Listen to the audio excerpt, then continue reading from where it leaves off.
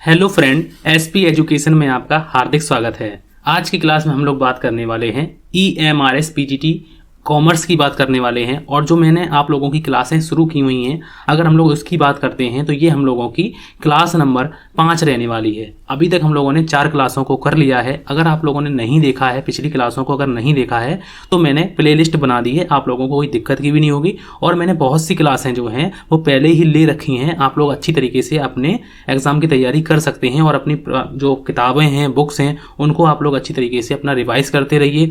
और देखिए, अपने पर सेल्फ स्टडी पर ज़्यादा ध्यान दीजिए। एग्ज़ाम का अगर नज़दीक हैं तो सेल्फ स्टडी मोस्ट। ये नहीं है कि मैं ये नहीं कहता कि आप मेरा ही वीडियो देखते रहिए, यूट्यूब पर कम ध्यान दीजिए, अपनी सेल्फ स्टडी पर ज़्यादा ध्यान दीजिए। ये मेरी सजेशन मानिए आप लोग, ठीक है। तो अगर हम लोग बात करने वाले हैं अकाउंटेंसी के बारे में बात करने वाले हैं। और जैसा कि मैंने आप लोगों को लिखा हुआ है कि यहाँ पर हम लोग बहुविकल्पीय प्रश्नों की बात करने वाले हैं, तो हम लोग बहुविकल्पीय प्रश्न यहाँ पर करने वाले हैं। जैसा कि लिखा हुआ है MCQ प्रश्न को करेंगे, लेकिन कम है, लेकिन आप लोगों के लिए काम आने वाले हैं। अगर हम लोग पिछली क्लासों की बात करते हैं तो पिछली क्लासों में हम लोगों ने क्या क्या पढ़ा था उसके बारे में थोड़ा सा अगर हम लोग देखना चाहते हैं तो हम लोग देख सकते हैं कि मैंने आप लोगों को कितनी अच्छी तरीके से बिल्कुल एक एक करके एक एक चीज़ को मैंने आप लोगों को स्पष्ट किया है। लेखांकन प्रक्रिया के बारे में मैंने आप लोगों को बताया है, लेखांकन प्रक्रिया के कितने चरण होते हैं इसके बारे में भी मैंने आप लोगों को बताया हुआ है। और पूरा का पूरा मतलब कि संक्षिप्त में आप लोगों को पूरी जानकारियाँ प्रदान की हैं। उसके बाद हम लोगों ने बात की हुई है कि लेखांकन प्रणाली के आवश्यक लक्षण या फिर गुण की बात की हुई है। फिर उसके बाद मैंने आप लोगों को लेखांकन के उपयोगकर्ता के बारे में बताया हुआ है। और अगर हम लोग उससे पिछले की बात करते हैं कि मतलब कि हम लोगों ने जो पिछली क्लासों में अगर हम लोग बात करते हैं तो लेखांकन चक्र की बात की थी। फिर उसके बाद मैंने आप लोगों को लेखांकन के लाभ बताए थे। उसके बाद मैंने आप लोगों को लेखांकन की विधियाँ क्या होती हैं, इकहरा लेखा प्रणाली, दोहरा लेखा प्रणाली क्या होती है, लेखांकन के मैंने आप लोगों को प्रकार बताए थे। पुस्तक पालन के बारे में मैंने आप लोगों को बताया था। ये सभी जो है आप लोगों को दिख रहा होगा कि मैंने आप लोगों को कितनी अच्छी तरीके से पूरी समझाने की कोशिश की है। अगर आप लोगों ने नहीं देखी हैं क्लासें तो आप लोग ज़रूर देखिए। तो चलिए हम लोग अपने बिना समय गवाए अपनी क्लासों को स्टार्ट करते हैं। तो क्लास नंबर 5 हम लोगों की रहने वाली है आज की क्लास, और बहुविकल्पीय प्रश्न इसको में हम लोग करने वाले हैं। तो चलिए हम लोग बिना समय गवाए अपनी क्लास को स्टार्ट करते हैं। अगर आप लोगों को वीडियो अच्छा लगता है तो प्लीज़ आप लोग एसपी एजुकेशन चैनल को सब्सक्राइब जरूर करें, क्योंकि मैं आप लोगों के लिए ऐसे ही बहुत से कॉमर्स से वीडियो आगे लाता रहता हूं, ठीक है। अगर हम लोग बात करने वाले हैं यहाँ पर इंग्लिश हिंदी दोनों में क्वेश्चन पेपर जो है वो आप लोगों का लिखा हुआ है। सबसे पहला क्वेश्चन लिखा हुआ है कि क्वेश्चन नंबर 1 लिखा हुआ है कि पुस्तक पालन जिसे बुक कीपिंग कहते हैं, पुस्तक पालन के मुख्य उद्देश्य हैं the main objective of book keeping are. English Hindi दोनों में लिखा हुआ है क्वेश्चन, ऐसा नहीं है कि हिंदी में ही लिखा हो और एक ही स्क्रीन पर आप लोगों को दिख रहे होंगे क्वेश्चन, ठीक है।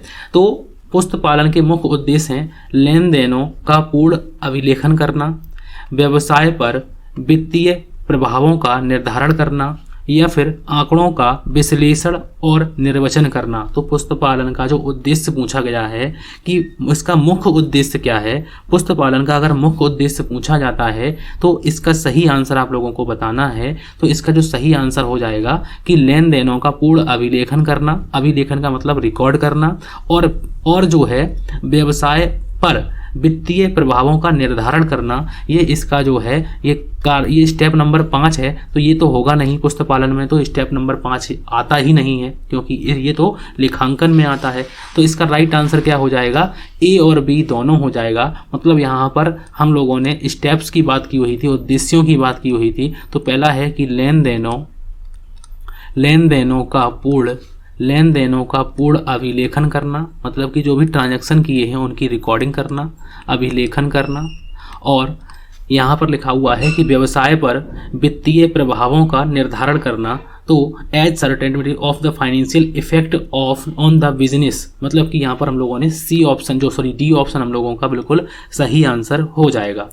उसके बाद हम लोग नेक्स्ट क्वेश्चन की तरफ चलते हैं। और नेक्स्ट क्वेश्चन में लिखा हुआ है क्वेश्चन नंबर, अगर हम लोग 2 की बात करते हैं, क्वेश्चन नंबर 2 लिखा हुआ है कि प्रबंध लेखांकन है। प्रबंध लेखांकन जो है तो हमसे पूछा गया है कि मैनेजमेंट अकाउंटिंग, ये सारी की सारी बातें बताई हुई हैं कि प्रबंध लेखांकन क्या होता है, वित्तीय लेखांकन में क्या आता है, कर लेखांकन में क्या आता है, सामाजिक लेखांकन में क्या आता है, ये सभी मैंने बताया हुआ है आप लोगों को, ठीक है। अगर आप लोगों ने नहीं देखा है तो आप लोगों से रिक्वेस्ट है कि आप लोग पहले उनको क्लासों को जरूर देखिए। प्रबंध अगर हम लोग बात करते हैं, प्रबंध लेखांकन है, तो प्रबंध लेखांकन एक है तो एक लिपिकीय कार्य है, भविष्य के लिए लेखांकन है, या फिर लेन देनों से संबंधित प्रबंध की एक अभिलेखन तकनीक है, या फिर व्यवसाय की पूर्व क्रियाओं का विश्लेषण है। तो इसका सही आंसर आप लोगों को बताना है कि इसका सही आंसर क्या हो जाएगा कि management accounting is a clerical work या फिर is a accounting of future.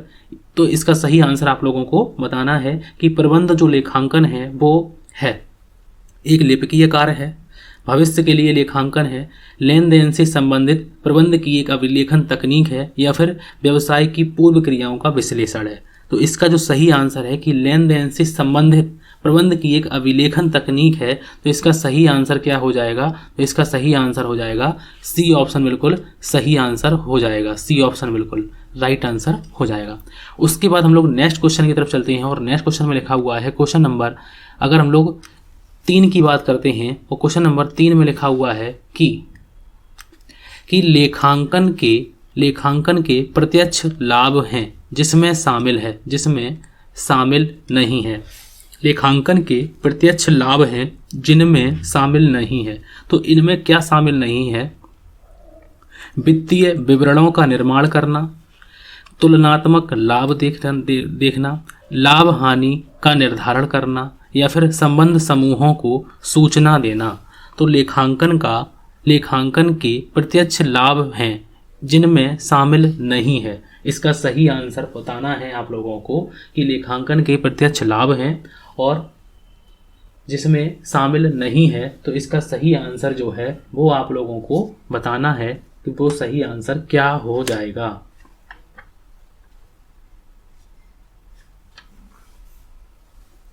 तो इसका जो सही आंसर है कि the direct advantages of accounting do not include. तो हम लोग यहाँ पर तुलनात्मक लाभ की बात यहाँ पर हम लोग नहीं करते हैं। तो इसका सही आंसर क्या हो जाएगा? बी ऑप्शन बिल्कुल सही आंसर हो जाएगा। तो बिल्कुल सही आंसर क्या हो जाएगा? बी ऑप्शन बिल्कुल सही आंसर हो जाएगा। अगर आप लोगों को वीडियो अच्छा लग रहा है तो प्लीज़ आप लोग एसपी एजुकेशन चैनल को सब्सक्राइब करें।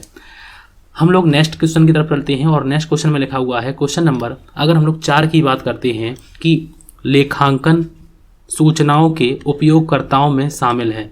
लेखांकन सूचनाओं के उपयोगकर्ता में शामिल है तो अंशधारीगण शामिल है, सरकार शामिल है, लेनदार शामिल है, या फिर उपरोक्त सभी शामिल हैं। ये मैंने बताए हुए हैं कि लेखांकन के उपयोगकर्ता ये मैंने आप लोगों को बताया हुआ है। तो इसको आप लोग जरूर देखिए, लेखांकन के उपयोगकर्ता, ठीक है। तो लेखांकन के उपयोगकर्ता कौन है? The financial information user including share holders, government, vendor, या फिर ऑल ऑफ द एबव। तो इसका सही आंसर जो है वो हो जाएगा हम लोगों का कि लेखांकन सूचनाओं के उपयोगकर्ताओं में जो शामिल हैं तो ये सभी लोग जो हैं इसमें शामिल होते हैं। तो इसका राइट आंसर क्या हो जाएगा? डी ऑप्शन बिल्कुल सही आंसर हो जाएगा। उसके बाद नेक्स्ट क्वेश्चन, और नेक्स्ट क्वेश्चन में लिखा हुआ है क्वेश्चन नंबर, हम लोग 5 की बात करते हैं और क्वेश्चन नंबर 5 में लिखा हुआ है, एक सेकेंड, क्वेश्चन नंबर 5 में लिखा हुआ है कि लेखांकन सूचनाओं का उपयोगकर्ता यहाँ पर कौन नहीं है। यहाँ पर ये गलत लिखा हुआ है, यहाँ पर ये पूछा गया है कौन नहीं है। मतलब कि लेखांकन सूचनाओं का जो उपयोगकर्ता है, लेखांकन सूचनाओं के जो उपयोगकर्ता होते हैं वो निवेशक तो होता है, ऋणदाता भी होता है, स्वामी भी होता है। तो इसका राइट आंसर क्या हो जाएगा? अवयस्क, जिसे हम लोग माइनर कहते हैं, वो लेखांकन सूचनाओं के उपयोगकर्ता में नहीं आते हैं। तो इसका राइट आंसर आप लोगों ने बिल्कुल सही आंसर लगाया है कि डी ऑप्शन बिल्कुल सही आंसर हो जाएगा कि who is not user of accounting information. तो इन्वेस्टर, लेंडर, ओनर, या फिर माइनर। तो इसका राइट आंसर क्या हो जाएगा? डी ऑप्शन बिल्कुल सही आंसर हो जाएगा। उसके बाद नेक्स्ट क्वेश्चन, और नेक्स्ट क्वेश्चन में लिखा हुआ है क्वेश्चन नंबर, अगर हम लोग 6 की बात करते हैं, क्वेश्चन नंबर 6 में लिखा हुआ है कि पुस्तपालन और लेखांकन की प्रथम पुस्तक कब प्रकाशित हुई थी। लेखांकन की प्रथम पुस्तक जो प्रकाशित हुई थी तो वो इटली में हुई थी, इटली के वेनिस नगर में। ये बात आप लोगों को अच्छी तरीके से मालूम होगी, इटली के वेनिस नगर में। अगर हम लोग सन की बात करते हैं तो वो कब हुई थी? 1494 में, 1594 में, 1496 में या फिर 1596 में। तो when the first book on book keeping and accounting was published, तो वो कब हुई थी? इसका सही आंसर जो है वो आप लोगों को बताना है।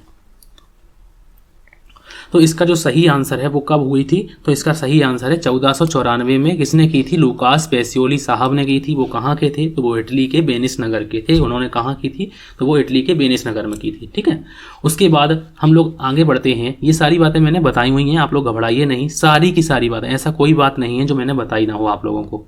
उसके बाद नेक्स्ट में और नेक्स्ट क्वेश्चन में लिखा हुआ है कि सबसे पहले मैंने आप लोगों को पुस्तक पालन ही पढ़ाया था। ठीक है, तो यहाँ पर लिखा हुआ है क्वेश्चन नंबर 7 की बात करते हैं और क्वेश्चन नंबर 7 में लिखा हुआ है कि पुस्तक पालन का अर्थ है, पुस्तक पालन का अर्थ है पुस्तकों को रखना, पुस्तकों को कार्यालय में रखना, पुस्तकों में व्यापारिक लेन देनों का हिसाब रखना या फिर उपरोक्त में कोई नहीं। तो यहाँ पर पूछा गया है कि पुस्तक पालन का अर्थ है पुस्तकों को रखना, पुस्तकों को कार्यालय में रखना या फिर पुस्तकों में व्यापारिक लेन देनों का हिसाब रखना या फिर उपरोक्त में से कोई नहीं। तो यहाँ पर पूछा गया है इंग्लिश में। अगर आप लोग इंग्लिश में पढ़ना चाहते हैं तो इंग्लिश में भी पढ़ सकते हैं कि बुक कीपिंग मीन्स, यहाँ पर टू कीप द बुक्स, तो to keep the books in office, to maintain business transaction in books या फिर नन ऑफ द एबव। तो इसका सही आंसर आप लोगों को बताना है कि पुस्तक पालन का अर्थ है।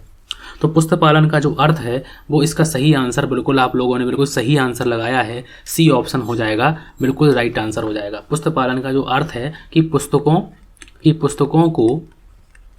पुस्तकों में व्यापारिक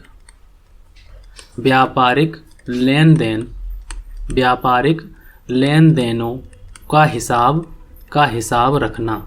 ठीक है, का हिसाब रखना। अब ये देखिए मैंने आप लोगों को ये सारी बातें जो हैं वो पहले ही आप लोगों को बताई हुई हैं। यहाँ पर देखिए, आप लोग देखिए, ये मैंने जब आप लोगों को पुस्तक पालन पढ़ाया था तो पुस्तक पालन मैंने आप लोगों को अच्छी तरीके से लेखांकन का एक परिचय में सबसे पहले मैंने आप लोगों को पुस्तक पालन की भूमिका पढ़ाई थी, कहाँ किसने कैसे किया। उसके बाद पुस्तक पालन का मैंने अर्थ पढ़ाया था। फिर उसके बाद मैंने आप लोगों को पुस्तक पालन के उद्देश्य या फिर लक्ष्य बताए थे। फिर उसके बाद मैंने आप लोगों को पुस्तक पालन की विशेषताएं, तत्व की बात की हुई थी। ठीक है, फिर उसके बाद अगर हम लोग बात करते हैं कि उसके बाद हम लोगों ने यहाँ पर लेखांकन के बारे में बात की थी। ठीक है, ये तो मैंने अभी आप लोगों को दिखाया ही है। तो मैंने जितना भी आप लोगों को पढ़ाया है उसी से संबंधित मैंने अभी एमसीक्यू ये रखे हैं। ठीक है, और यही हो सकता है आप लोगों के एग्जाम में भी आप लोगों को देखने को मिले। और बहुत से क्वेश्चन, ये भी क्वेश्चन आप लोगों का ये मानिए ये क्वेश्चन कई बार पूछा गया है। अब हो सकता है इस बार ना पूछा जाए और हो सकता है पूछा भी जाए। ठीक है, तो ये क्वेश्चन आया हुआ है। ठीक है, ऐसा नहीं है कि एक भी क्वेश्चन ऐसा नहीं है जो ना आया हो। उसके बाद अगर हम लोग बात करते हैं क्वेश्चन नंबर 8 में कि निम्नलिखित में कौन लेखांकन का एक उप क्षेत्र नहीं है, इनमें से कौन सा जो है वो लेखांकन का एक उप क्षेत्र नहीं है। तो इसका सही आंसर आप लोगों को बताना है कि लेखांकन का एक उप क्षेत्र नहीं है। तो पुस्तक पालन है, लागत लेखांकन, प्रबंध लेखांकन या फिर वित्तीय लेखांकन। तो मतलब कि विच of the following is not a सब फील्ड ऑफ अकाउंटेंसी। तो ये क्वेश्चन मैंने आप लोगों को होमवर्क में दिया है, इसको आप लोग करिए। ठीक है, उसके बाद नेक्स्ट क्वेश्चन, और नेक्स्ट क्वेश्चन में लिखा हुआ है क्वेश्चन नंबर 9 की बात करते हैं। क्वेश्चन नंबर 9 में कि पुस्तक पालन व्यापारिक लेन देनों को वहियों के समूह में लिखने की कला है, यह किसने कहा है? पुस्तक पालन व्यापारिक लेन देनों को वहियों में समूह में लिखने की जो कला है वो किसने कहा है? J.R. वॉटली बॉय ने कहा है, विलियम पिल्किंस ने कहा है, R.N. कार्टर साहब ने कहा है या फिर इनमें कोई नहीं। तो इसका सही आंसर आप लोगों को बताना है कि इसका सही आंसर क्या हो जाएगा कि पुस्तक पालन व्यापारिक लेन देनों को वहियों के समूह में लिखने की कला है। ये बात किसने कही थी? तो ये बात कही थी जे और वेटली बॉय ने कही थी। तो इसका सही आंसर क्या हो जाएगा? इसका सही आंसर ए ऑप्शन बिल्कुल सही आंसर हो जाएगा। उसके बाद नेक्स्ट क्वेश्चन और नेक्स्ट क्वेश्चन में लिखा हुआ है क्वेश्चन नंबर, अगर हम लोग 10 की बात करते हैं, क्वेश्चन नंबर 10 में लिखा हुआ है कि पुस्त पालन के जन्मदाता हैं, पुस्त पालन के जन्मदाता हैं कार्टर साहब हैं, स्पाइसर और पैगलर साहब हैं, ये स्पाइसर लिखा हुआ है, लूकास पेसियोली साहब हैं, या फिर इनमें कोई नहीं। तो the father of book keeping is, तो इसका सही आंसर आप लोगों ने बिल्कुल सही आंसर बताया है, क्योंकि ये क्वेश्चन बिल्कुल सरल क्वेश्चन है, हो सकता है आप लोगों को इसकी प्रैक्टिस हो चुकी हो। तो इसका राइट आंसर क्या है, लूकास पेसियोली जो है वो इसका सही आंसर हो जाएंगे। उसके बाद नेक्स्ट क्वेश्चन, और नेक्स्ट क्वेश्चन में लिखा हुआ है क्वेश्चन नंबर, अगर हम लोग 11 की बात करते हैं कि पुस्त पालन की प्रारंभिक इकाई है, पुस्त पालन की प्रारंभिक इकाई है तो रोजनामचा प्रविष्टि करना, रोजनामचा प्रविष्टि करना, योग करना, शेष निकालना, या फिर इनमें कोई नहीं। तो प्रारंभिक इकाई पूछा गया है, प्रारंभिक इकाई मैंने बताया हुआ है आप लोगों को कि पुस्त पालन की प्रारंभिक इकाई क्या है, तो ले रोजनामचा करना, रोजनामचा करना। छोटे व्यापारी रोजनामचा करते हैं और बड़े व्यापारी डायरेक्ट सहायक वहीयों का निर्माण करते हैं। ये बात मैंने आप लोगों को पहले ही बताई हुई है। तो इसका राइट आंसर क्या हो जाएगा, ए ऑप्शन बिल्कुल सही आंसर हो जाएगा। तो यहाँ पर लिखा हुआ है, अगर आप लोग इंग्लिश में देखना चाहते हैं तो इंग्लिश में भी लिखा हुआ है the basic unit of book keeping is, तो यहाँ पर राइट आंसर क्या हो जाएगा, जर्नल इसका सही आंसर हो जाएगा। उसके बाद नेक्स्ट क्वेश्चन, और नेक्स्ट क्वेश्चन में लिखा हुआ है क्वेश्चन नंबर 12 की बात करते हैं कि लेखांकन की भाषा है, लेखांकन जो है लेखांकन की भाषा है, लेखांकन की भाषा क्या है, मुद्रा है लेखांकन की भाषा, लेन देन है लेखांकन की भाषा, व्यापार है, या फिर इनमें से कोई नहीं। तो इसका सही आंसर जो है वो आप लोगों को बताना है कि अगर हम लोग बात करते हैं लेखांकन में, अगर मैंने आप लोगों को बताया हुआ है कि रमेश एक ईमानदार, रमेश एक ईमानदार व्यक्ति है, ठीक है। अब इसको हम लोग लेखांकन में लिखेंगे, या फिर रमेश को 1000 का माल उधार बेचा। तो बताइए आप लोग, हम लोग कौन सा लेन देन इसमें लिखेंगे, तो आप लोग कहेंगे कि इसका तो कोई महत्व नहीं है क्योंकि यहाँ पर रुपए की बात की हुई है। तो इसका राइट आंसर क्या हो जाएगा, मुद्रा जो है लेखांकन की भाषा है। तो इसका सही आंसर क्या हो जाएगा, ए ऑप्शन बिल्कुल सही आंसर हो जाएगा। जब हम लोग अवधारणाएं पढ़ेंगे तभी यहाँ पर लिखा हुआ है मुद्रा मापी अवधारणा, ठीक है। तो यहाँ पर भी हम लोग पढ़ने वाले हैं मुद्रा मापी अवधारणा में, आप लोगों को एक एक बात क्लियर हो जाएगी। The language of accounting is, तो इसका सही आंसर क्या हो जाएगा, मनी। उसका सही आंसर जो हो जाएगा वो हो जाएगा मनी। उसके बाद नेक्स्ट क्वेश्चन, और नेक्स्ट क्वेश्चन में लिखा हुआ है क्वेश्चन नंबर, अगर हम लोग 13 में का बात करते हैं तो क्वेश्चन नंबर 13 की कि पुस्त पालन की दोहरा लेखा प्रणाली का आविष्कार किसने किया है। ये भी क्वेश्चन सरल क्वेश्चन है कि who invented the double entry system of book keeping. तो इसका सही आंसर जो है वो पिल्किन साहब है, ल्यूकास पेसियोली, बॉटली बॉय, या फिर कार्टर साहब। तो इसका जो सही आंसर है और वो सही आंसर क्या हो जाएगा, बी ऑप्शन बिल्कुल सही आंसर हो जाएगा कि वो कौन है, तो वो ल्यूकास पेसियोली साहब है, ठीक है। उसके बाद नेक्स्ट क्वेश्चन, और नेक्स्ट क्वेश्चन में लिखा हुआ है क्वेश्चन नंबर, अगर हम लोग 14 की बात करते हैं कि एक सूचना प्रक्रिया के रूप में लेखांकन का अंतिम चरण कौन सा है। लेखांकन का अंतिम चरण पूछा गया है, और मैंने बताए हुए हैं कि लेखांकन के जो चरण होते हैं वो 5 होते हैं। वो 5 चरण मैंने आप लोगों को बताए हुए हैं। आप लोगों ने अगर नहीं देखे हैं तो मैंने पिछली ही क्लास में आप लोगों को बताए हुए हैं। तो सबसे पहला है कि लेखा पुस्तकों में आंकड़ों का लेखा करना, तो ये तो हम लोगों का प्रथम चरण है, ठीक है। वित्तीय विवरणों के रूप में संक्षिप्तीकरण करना, तो ये तो हम लोगों का, अगर हम लोग बात करते हैं, दूसरा चरण है। सूचना का संप्रेषण करना या फिर सूचना का विश्लेषण एवं व्याख्या करना, तो इसका जो सही आंसर है तो वो क्या हो जाएगा कि लेखांकन का अंतिम जो चरण है, पूछा आंसर है, तो इसका सही आंसर जो हो जाएगा सूचना का संप्रेषण करना, इसका सही आंसर हो जाएगा।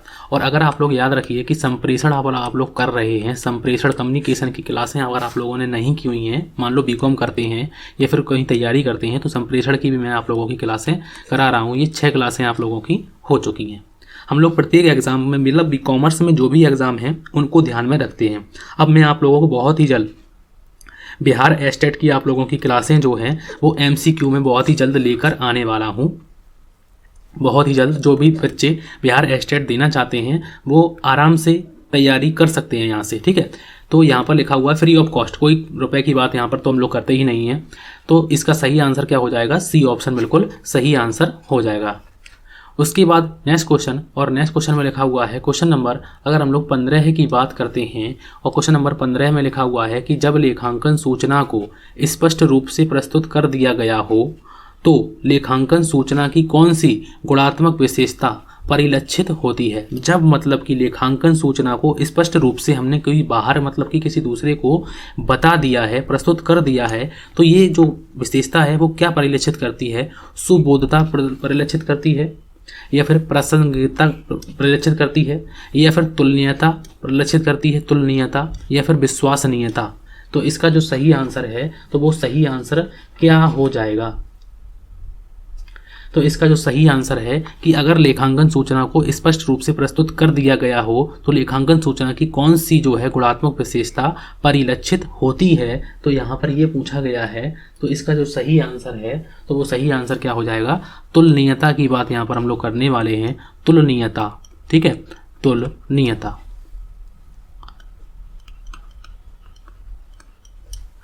तो यहाँ पर ये क्वेश्चन लिखा हुआ है, आप लोग इंग्लिश में भी उसको पढ़ सकते हैं।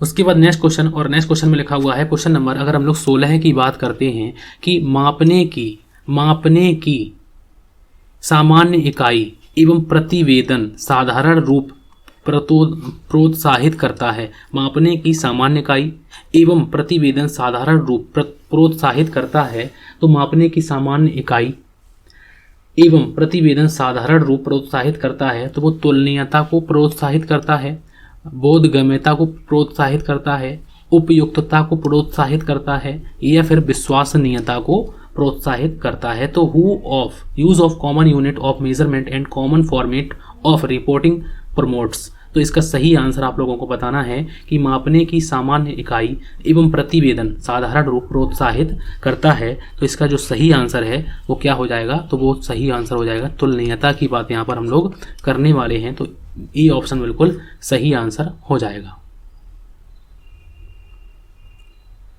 और यहां तक हम लोगों ने 16 क्वेश्चन कर लिए हैं। उसके बाद नेक्स्ट क्वेश्चन, और नेक्स्ट क्वेश्चन में लिखा हुआ है क्वेश्चन नंबर, अगर हम लोग 17 की बात करते हैं और क्वेश्चन नंबर 17 में लिखा हुआ है कि निम्नलिखित में से किसे व्यापार की भाषा कहा जाता है। तो याद रखिए कि निम्न में से किसे व्यापार की भाषा कहा जाता है। याद रखिए कि व्यापार की भाषा और लेखांकन की भाषा, व्यापार की भाषा क्या है, और लेखांकन की भाषा, ये दोनों क्वेश्चनों में थोड़ा सा अंतर है, याद रखिए। तो व्यापार की भाषा की बात की जाए तो व्यापार की भाषा जो है वो लेखांकन है, और लेखांकन की भाषा की अगर बात की जाए तो वो मुद्रा है। तो याद रखिए यहाँ पर इसका राइट आंसर क्या हो जाएगा, तो इसका राइट आंसर हो जाएगा सी ऑप्शन, बिल्कुल सही आंसर हो जाएगा कि व्यापार की जो भाषा है वो लेखांकन है। तो which of the following may we called the language of business. तो इसका राइट आंसर क्या हो जाएगा, अकाउंटेंसी। और आज का हम लोगों का आखिरी क्वेश्चन लिखा हुआ है कि लेखांकन में, क्वेश्चन नंबर में लिखा हुआ है कि लेखांकन में लेखे किए जाते हैं वस्तु मात्रक में, मुद्रा मात्रक में, उत्पादन मात्रक में, या फिर उपरोक्त में से कोई नहीं। तो इसका जो सही आंसर है वो आप लोगों को बताना है कि लेखांकन में लेखे किए जाते हैं वस्तु मात्रक में, मुद्रा मात्रक में, उत्पादन मात्रक में, या फिर उपरोक्त में से कोई नहीं। तो इसका जो सही आंसर है वो आप लोगों को बताना है। तो यहाँ पर मैंने पहले ही बताया हुआ है कि लेखांकन की बात हम लोग मुद्रा से करते हैं। तो इसका राइट आंसर क्या हो जाएगा, बी ऑप्शन बिल्कुल सही आंसर हो जाएगा। तो आप लोगों ने अपने एडमिट कार्ड निकाल लिए होंगे, हमें ये तो पूरी उम्मीद है आप लोगों की, क्योंकि मैंने आप लोगों को बता दिया है। ग्रुप में अगर आप लोगों ने ज्वाइन नहीं किया है टेलीग्राम ग्रुप, तो उसको आप लोग ज्वाइन कर लीजिए, क्योंकि मैंने आप लोगों को डिस्क्रिप्शन बॉक्स में उसका लिंक दे रखा है। आप लोग अगर कोई इन्फॉर्मेशन मुझे देनी होती है तो मैं आप लोगों को ग्रुप के माध्यम से बता देता हूँ। अगर आप लोगों को अगर मेरी क्लास अगर अच्छी लगती है तो प्लीज़ आप लोग लाइक करें और एसपी एजुकेशन चैनल को ज़रूर सब्सक्राइब करें, क्योंकि मैं आप लोगों के लिए ऐसे ही बहुत से वीडियो आगे बनाता रहता हूं। तो आज की क्लास के लिए थैंक यू फॉर वॉचिंग।